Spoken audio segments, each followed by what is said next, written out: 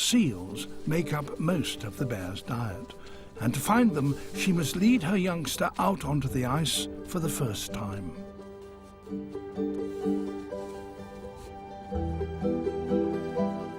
Scientists, looking at how a changing climate is affecting bears, have fitted the female with a radio collar.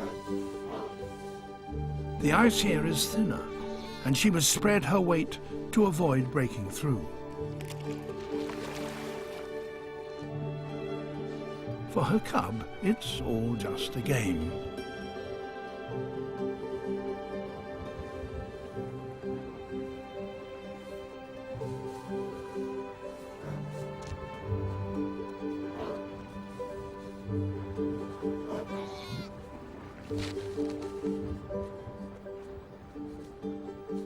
By sticking close to Mum, he'll learn how she hunts for seals, a critical lesson for his future survival.